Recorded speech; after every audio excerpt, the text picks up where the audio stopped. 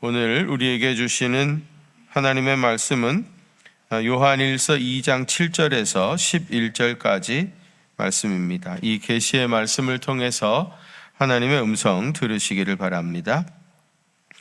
사랑하는 자들아, 내가 새 계명을 너희에게 쓰는 것이 아니라 너희가 처음부터 가진 옛 계명이니 이 옛 계명은 너희가 들은 바 말씀이거니와 다시 내가 너희에게 새 계명을 쓰노니 그에게와 너희에게도 참된 것이라. 이는 어둠이 지나가고 참빛이 벌써 비침이니라. 빛 가운데 있다 하면서 그 형제를 미워하는 자는 지금까지 어둠에 있는 자요, 그 형제를 사랑하는 자는 빛 가운데 거하여 자기 속에 거리낌이 없으나 그의 형제를 미워하는 자는 어둠에 있고 또 어둠에 행하며 갈 곳을 알지 못하나니 이는 그 어둠이 그의 눈을 멀게 하였습니다. 아멘. 아담이 하와를 보고 처음 고백했던 말이 뭐죠? 이는 내 뼈 중에 뼈요 살 중에 살이라. 그렇게 고백했습니다. 이것이 성경에 나오는 첫 번째 사랑의 고백인데요. 우리가 잘 아는 이야기지만은 여러분, 뼈 중에 뼈요 살 중에 살이라 하는 말의 의미가 뭡니까? 하와가 분명히 자기와 독립된 인격체이지만은 아담은 자기와 똑같은 사람으로 느껴졌습니다. 너는 나와 둘이 아니라 하나라. 우리는 하나다. 그런 의미에서 뼈 중에 뼈요 살 중에 살이라 그렇게 고백했던 겁니다. 이 말을 조금 더 생각해 보면은요, 아담은 하와를 통해서 자기 자신을 발견했습니다. 아담은 하와를 통해서 자기 자신을 느꼈습니다. 그래서 하와의 기쁨이 곧 아담의 기쁨이었고요, 하와가 느끼는 아픔을 자기도 똑같이 느낄 수 있었고요, 하와가 가지고 있는 꿈이 아담이 원하는 것이었고요, 하와가 싫어하는 것을 자기도 싫어해서 그런 짓을 하지 않았습니다. 본질적으로 서로 독립된 인격체였지만은 실제적으로는 똑같이 같이 느끼고 똑같이 경험했던 겁니다. 여러분, 이것이 사랑입니다. 어쩌면 이것이 삼위일체 하나님의 존재 방식이라 그렇게 얘기할 수 있습니다.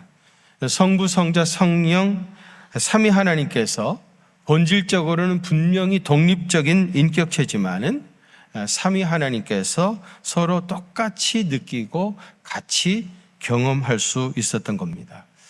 이렇게 하와를 뜨겁게 사랑했던 아담이 죄를 지은 후에 사람이 완전히 달라지죠. 그래서 창세기 3장 12절에 보면 선악과를 따먹은 후에 아담이 어떻게 달라졌습니까? 한번 같이 봉독하실까요? 시작. 아담이 이르되 주셔서 나와 함께 있게 하신 여자 그가 그 나무 열매를 내게 주므로 내가 먹었나이다. 아멘. 아멘. 벌써 어투에서 그 하와에 대한 그런 원망이 느껴지지 않습니까? 이 문제의 전적인 책임은 하와에게 있습니다.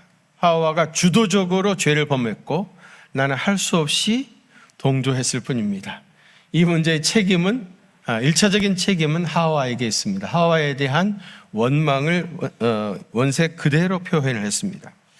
하와에 대한 원망뿐만이 아닙니다. 넌지시 하와를 뭐라고 표기했죠?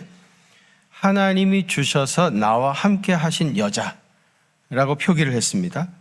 이 말의 행간에는 왜 그런 여자를 나에게 만들어 주셨습니까? 내가 언제 그런 여자가 필요하다고 했습니까?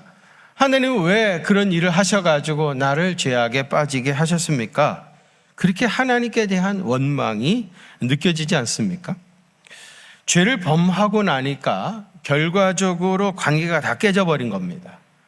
먼저 아담과 하와 사이의 관계가 깨졌고요, 더 나아가서 하나님과의 관계가 깨졌고 하나였던 모든 관계들이 다 깨어진 것입니다.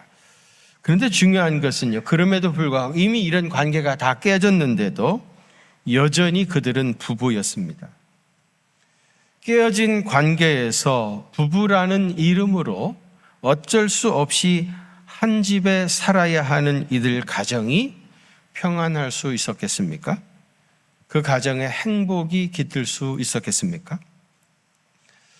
지난 시간에 우리는 화해자가 되시고 또 대언자가 되시는 예수 그리스도에 대해서 말씀을 드렸어요.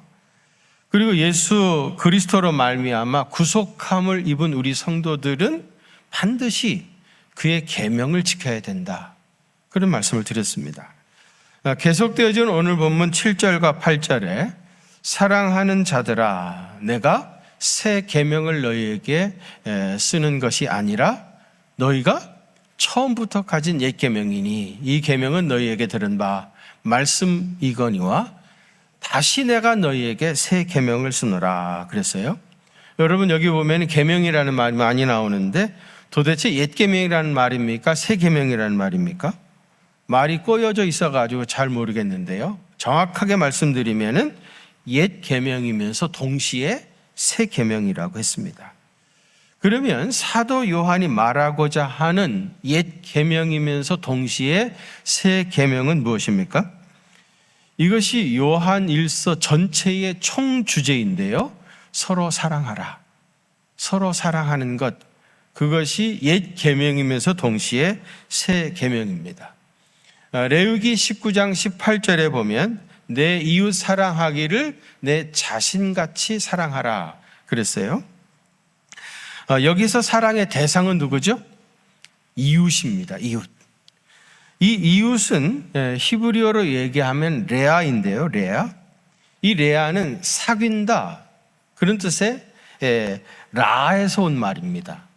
그러니까 이웃 레아라고 하는 말은 사귀는 사람, 즉 친구나 동료, 늘 가까이 두고 사귀는 사람이 이웃입니다.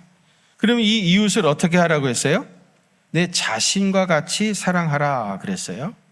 그러니까 이웃을 자기 자신과 똑같이 느끼고 사랑하라 그런 말이죠. 아까 아담이 타락하기 전에 하와와 하나가 되어서 뼈 중에 뼈요 살 중에 살이라고 느껴졌던 것처럼 타락하기 이전의 상태로 회복하라. 이웃과 하나가 되어라. 타락하기 이전의 상태로 회복하라고 말씀한 겁니다. 이것이 옛 계명입니다. 그런데 예수님께서 요한복음 13장 34절에서 새 계명을 주셨어요. 거기 보세요. 같이 봉독하실까요? 시작. 새 계명을 너희에게 주노니 서로 사랑하라. 내가 너희를 사랑한 것 같이 너희도 서로 사랑하라. 아멘. 예수님께서 새 계명이라고 하시면서 서로 사랑하라 하셨는데요. 자세히 비교하면은 강조점이 조금 달라요. 레위기 19장 18절에서 옛 계명에서는 이웃을 내 자신같이 사랑하라 그랬고요. 요한복음 13장 34절 새 계명에서는 내가 너희를 사랑한 것 같이 너희도 서로 사랑하라 했어요. 사랑의 기준이 달라진 겁니다. 예수님이 우리를 사랑해 주신 것 같이 너희도 서로 사랑하라는 겁니다. 그러면 예수님이 나를 어떻게 사랑해 주셨습니까? 그게 기준입니다. 내가 예수님께 어떤 사랑을 받았는지를 먼저 생각해야 합니다. 그리고 그 사랑을 이제 이웃에게 베풀어야 하는 것입니다. 그런데 이것이 왜 새 계명입니까? 그것은 구약시대에 주셨던 옛 계명이 예수님의 생애를 통해서 그 개념이 더욱 확장되어졌다 하는 의미에서 새 계명이라고 말씀하신 겁니다. 유대 랍비들에게 있어서 죄인은 하나님께서 멸시하시는 대상에 지나지 않았어요. 그래서 이런 얘기를 했습니다. 한 죄인이 땅에서 말살되어지면 하늘에 기쁨이 있다. 하나님은 죄인이 땅에서 말살되어지는 것을 기뻐하신다. 그런 얘기입니다. 그런데 예수님 뭐라고 그러셨어요? 한 죄인이 회개하고 돌아오면 하늘에 기쁨이 있다 선언하셨어요. 어찌 보면 정반대의 말씀입니다. 뿐만 아니라 예수 안에서 이 사랑은 이방인에게까지 그 지경이 확장되어 갔습니다. 유대 랍비들은 이런 얘기를 했어요. 왜 하나님께서 이방인을 지으셨냐? 그렇게 물으면 지옥의 땔감으로 쓰시려고 이방인을 지으셨다. 그렇게 얘기합니다. 이방인, 여러분, 우리 이방인들은 왜 하나님이 지셨냐? 지옥의 땔감으로 쓰시려고. 우리를 지으셨다는 거예요. 이게 옛날 랍비들의 말입니다. 그러나 예수님은 이방인을 사랑하셨을 뿐만 아니라 그들을 위해 당신의 몸을 희생 제물로 주셨습니다. 본래 하나님께서 레위기 19장에서 내 이웃을 사랑하라 하실 때에 그 사랑은 유대인과 또 죄 없는 의인들만 사랑하라 그런 말은 아니었습니다. 왜냐하면 구약 성경 도처에 보면은 이방인과 죄인들을 배려하는 것을 얼마든지 찾아볼 수가 있어요. 그러나 유대인들이 하나님의 이 계명을 몹시 배타적인 것으로 바꿔버린 겁니다. 본질을 왜곡시켜버린 거죠. 그래서 예수님이 이 땅에 오셔서 배타적이었던 옛 계명을 거부하시고 본래 하나님께서 주셨던 죄인과 이방인까지를 다 포함하는 온전한 의미에서 사랑의 법을 당신의 몸을 통해서 우리에게 보여주신 것입니다. 이것이 새 계명입니다. 여러분 9절 말씀 한번 같이 봉독하실까요? 9절 말씀 시작. 빛 가운데 있다 하면서 그 형제를 미워하는 자는 지금까지 어두움 가운데 있는 자요. 아멘. 여기서 말하는 형제는요, 이름도 알지 못하는, 그리고 일평생 한 번도 만나지 않는, 전혀 모르는 사람을 의미하는 게 아닙니다. 여기 형제는요, 아까 말씀드렸던 레아 같이 바로 곁에 같이 살면서 같이 일하는 가까운 사람들을 말합니다. 가족이라든지 가까운 이웃이라든지 필연적으로 접촉하지 않을 수 없는 회사나 또 학교의 친구들, 그리고 교회의 식구들을 말합니다. 그런데 우리가 이 형제들에 대한 태도는 둘 중에 하나일 수밖에 없어요. 사랑하든지 아니면 미워하든지. 가까운 형제에 대하여 미워하지도 사랑하지도 않는 감정의 회색 지대는 사실상 있을 수가 없어요. 전혀 모르는 사람이라면 미워하지도 사랑하지도 않겠지만 가까이 있는 형제들은 둘 중에 어느 하나를 할 수밖에 없습니다. 그런데 불행하게도 우리가 가장 미워하기 쉬운 사람은 자기 아내나 남편이기 쉽습니다.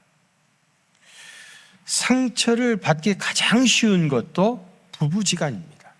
왜 그럴까요? 우선 제일 자주 만나는 사람이 부부간입니다. 아니, 만나는 정도가 아니죠. 일평생 같이 사는 거죠. 제일 많이 만나다 보니까 이런저런 일로 부딪힐 일이 많은 겁니다. 그리고 서로 간의 이해관계가 얽혀 있어요. 직간접적으로 모든 피해를 서로 주기도 하고 받기도 하는 것이 부부입니다. 그리고 부부는 부모 자식처럼 운명적으로 주어진 게 아니죠. 어차피 내가 선택한 겁니다. 그래서 관계가 좋지 못하게 되어지면은 선택에 대한 갈등, 선택에 대한 후유증, 이런 것들이 남게 되어져요. 과연 이 사람을 내가 선택한 것이 옳은 일이었는가 아닌가, 이런 생각을 떨쳐버릴 수가 없는 겁니다. 또 서로에 대한 기대하는 기대값이 너무 큽니다. 언제나 기대가 너무 크면은 실망도 크기 마련입니다. 그래서 결국은 결혼의 회의를 느끼게 되어지고 남편과 아내를 미워하게 되는 것입니다. 남편과 아내뿐만이 아니라 언제나 가까이 있는 사람들을 미워하기가 쉬워요. 모르는 사람, 한 번도 안 만나본 사람은 미워할 일도 없습니다. 그리고 혹시라도 그런 일이 있다고 하면 안 만나면, 더 이상 안 만나면 그것으로 끝입니다.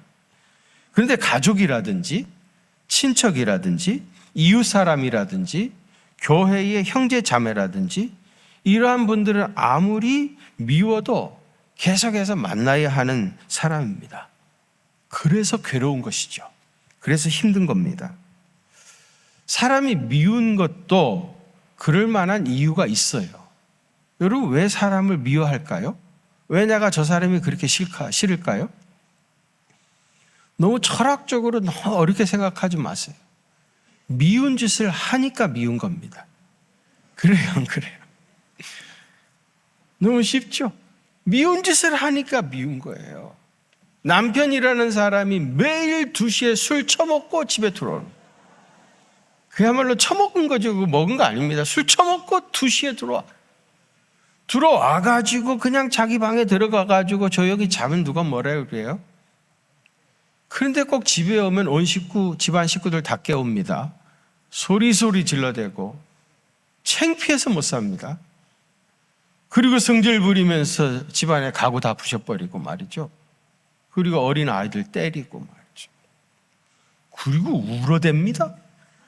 아니 도대체 우는 건 뭐야? 내가 울어도 분이 안 풀 판인데 왜 지가 울어요? 완전히 정신 나간 사람이죠. 미친 사람 짓을 하는 겁니다. 여러분, 이런 사람을 사랑할 수 있습니까? 이런 사람을 참을 수 있습니까? 유대 랍비들이 말했던 옛 계명에 의한다면 이런 사람은 미워해야 할 사람이고, 이런 자를 미워한다고 해서 누구도 뭐라고 할 사람이 없습니다. 그런 사람까지 사랑하라 그런 말은 아니기 때문이죠. 오히려 그들은 이런 사람들이 파멸해야 된다, 지구상에서 없어져야 된다 그렇게 생각합니다. 그런데 예수님이 우리에게 당신의 생애를 통해서 보여주신 옛 계명이면서 동시에 새 계명은요, 이런 사람까지도 미워하지 않는 겁니다. 아니, 미워하지 않을 뿐만 아니라 적극적으로 그런 사람도 사랑하라는 것입니다. 여러분, 이것이 인간적으로 가능하다고 생각하십니까? 예수님은 하나님의 아드님이시고 어둠이 조금도 없으신 분이시고 예수님이야말로 사랑의 화신이시고 하나님 그 자체이시니까 주님은 가능하실런지 모르지만은 나는 할 수 없다, 우리는 할 수 없다고 말하는 것이 그게 솔직한 것 아니겠습니까? 남의 종교이지만은 혹시 부처님은 할 수 있을런지 모르죠. 왜요? 그분은 어차피 감정이 없는 돌덩이니까, 쇠붙이니까, 감정도 없는 쇠붙이니까 뭐 미워하고 자시고 할 것도 없지 않겠습니까? 그러나 인간의 정상적인 감정을 가지고 있는 우리로서는 도저히 이런 남편, 이런 아내, 이런 이웃을 사랑할 수가 없습니다. 어떻게 이런 사람을 사랑할 수 있겠습니까? 그리고 근본적으로 내 마음이 내키지 않는데 어떻게 할 수 있겠어요? 마음이 내키지 않는 일을 하는 것은 오히려 가증스러운 일 아니겠습니까? 혹시 한두 번은 어떻게 그렇게 할 수 있어도 어떻게 1년, 2년, 10년씩, 20년씩, 아니 평생을 그렇게 살 수 있단 말입니까? 우리의 힘으로는 할 수가 없습니다. 그렇기 때문에 우리는 성령님의 도우심을 구해야 합니다. 무시로 기도하고 성령의 충만함을 받아 성령의 사람이 되어지면 그 성령님께서 우리 속에 오셔서 성령님이 하시는 거예요. 나는 할 수 없지만 성령님이 오시면 성령님께서 하십니다. 제가 조금 전에 그런 말씀 드렸죠. 예수님은 하나님의 아드님이시고 어둠이 조금도 없으신 분이시기 때문에 그런 사람을 사랑할 수 있을런지 몰라도 우리는 할 수 없다고 했습니다. 그렇습니다. 우리는 할 수 없습니다. 그러나 예수님은 할 수 있습니다. 그러니까 할 수 있으신 예수님을 의지하고 그분의 도우심을 구하면 예수님께서 우리 속에 들어오셔서 우리를 통하여 하실 것입니다. 다시 말씀드립니다. 내가 하는 것이 아닙니다. 내 안에 오신 주님이 하시는 겁니다. 여러분, 이것이 실제로 가능하겠습니까? 사람은 예수님의 사랑을 온전하게 체험하면 속 사람이 변하기 시작합니다. 진정으로 예수님의 성품을 닮아가는 사람으로 변화되기 시작합니다. 마찬가지로 우리가 미워할 수밖에 없는 사람들도 내 속에서 행하시는 예수님의 무조건적이고 헌신적인 사랑을 그가 느끼게 되어지면 이 사람도 서서히 변하기 시작합니다. 혹시 여러분 마음속에 미워하는 분 계십니까? 그 미워하는 사람을 사랑하기 원하십니까? 그러시다면 우리가 먼저 예수님의 사랑을 진정으로 체험하셔야 됩니다. 사람은 자기가 경험한 것 이상을 이해할 수가 없어요. 내가 먼저 주님의 사랑을 경험해야 합니다. 나를 향하신 하나님의 사랑을 경험하기 원하신다면 자기 자신의 더러운 죄를 먼저 보아야 합니다.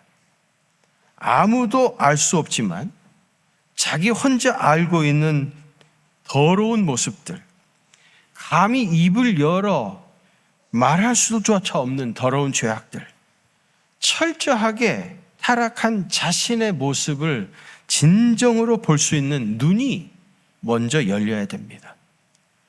오늘 보면 11절에 보면 형제를 미워하는 자는 어둠에 있고 또 어둠에 행하며 갈 곳을 알지 못하나니 이는 어둠이 그의 눈을 멀게 하였다 그랬습니다. 우리의 눈은 사실상 멀었습니다. 시력이 1.5라고 해도 사실은 눈먼 맹인입니다. 왜요? 자기 자신의 죄를 보지 못하기 때문입니다. 내 자신의 죄를 볼 수 없는 영적인 맹인입니다. 자기 자신의 죄를 진정으로 바라다 볼 수 있는 눈이 열려지시길 바랍니다. 이게 영안입니다. 이 영안이 열려져야 자기와 같이 더럽고 추한 사람을 용서하시고 구원하시기 위해서 십자가에 달리신 예수님의 사랑을 깨닫게 되어집니다. 이 예수님의 사랑 앞에서 우리는 눈물을 흘리지 않을 수가 없어요. 죄인인 나를 향한 예수님의 사랑을 진정으로 체험한 사람은 전에 내가 미워했던 사람들을 비로소 그때서부터 사랑할 수 있게 되어집니다. 이것이 성령님의 역사이시고요. 성령이 충만한 사람이요. 예수님을 주님으로 모시고 섬기는 사람입니다. 여러분 본문 7절 8절 한번 같이 봉독하겠습니다. 7절 8절 시작.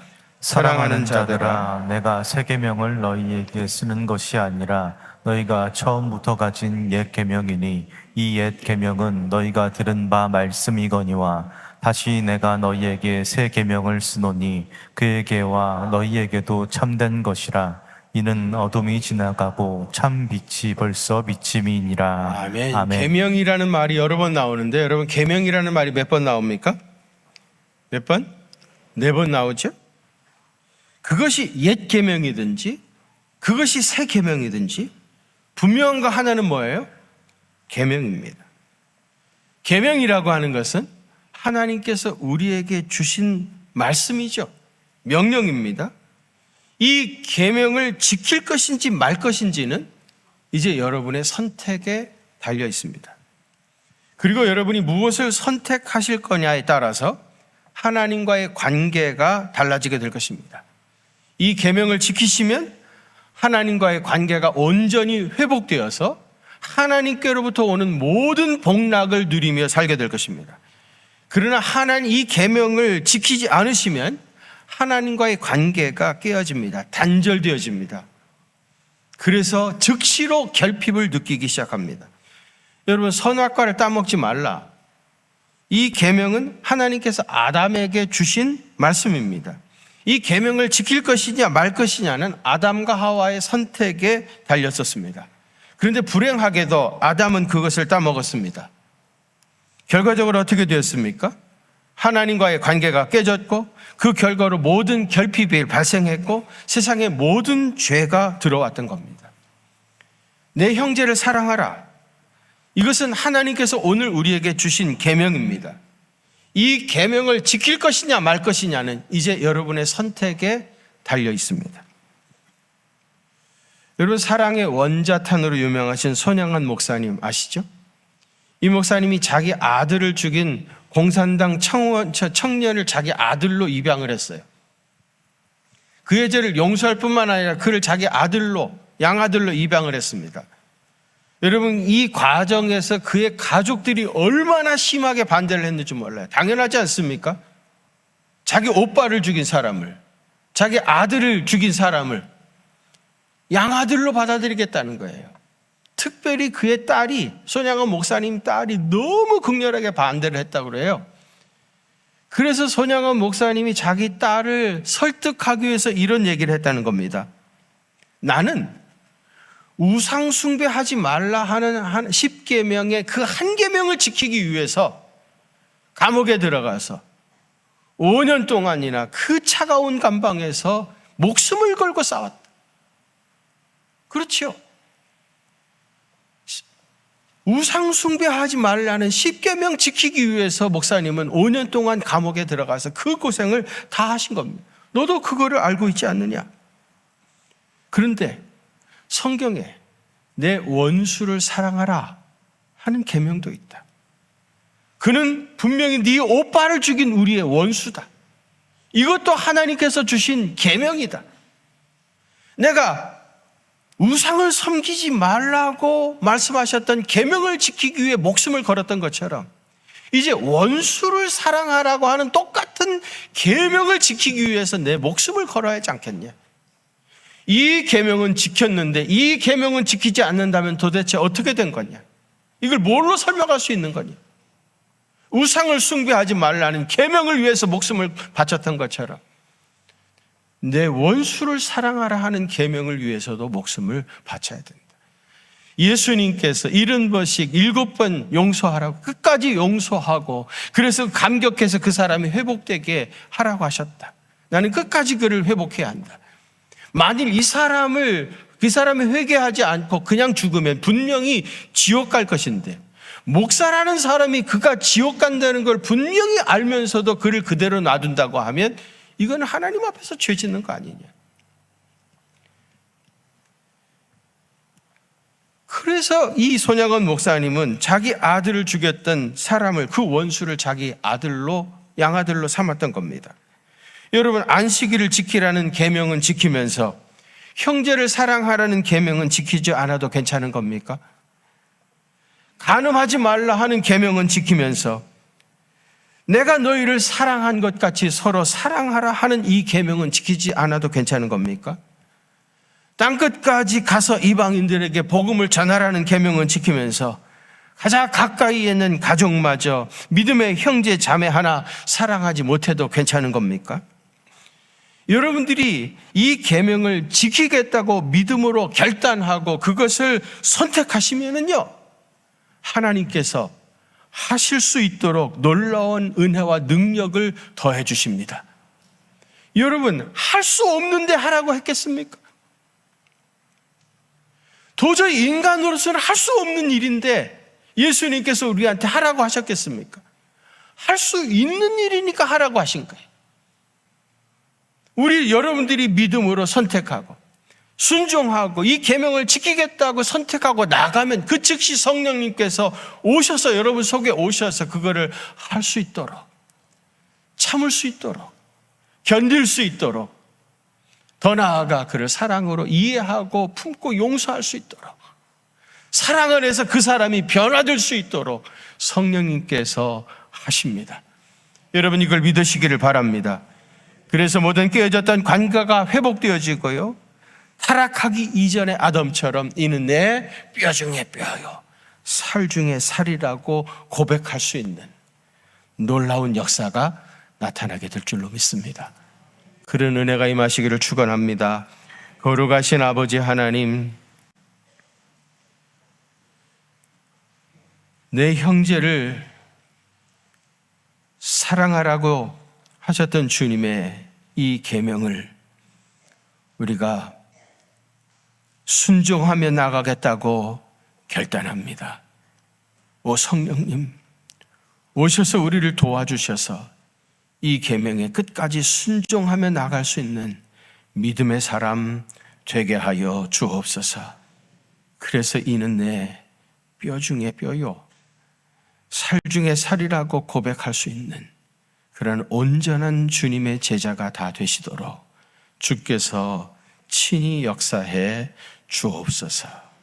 이제는 사랑의 화신이 되셔서 우리 가운데 거하시는 우리 주님 예수 그리스도의 그 크신 은혜와 독생 성자 예수님을 십자가에 내어주시기까지 우리를 극진히 사랑해 주시는 하나님 우리 아버지의 무한하신 사랑하심과 일평생 우리와 동행하시며 우리를 지키시고 인도하시는 성령님의 위로하심과 교통하심이 우리 경기중앙교회 사랑하는 성도들과 또 저들의 자녀 손들의 앞날 위에, 특별히 우리 가문 위에 이제로부터 영원토록 함께 계시옵기를 간절히 축원하옵나이다. 아멘.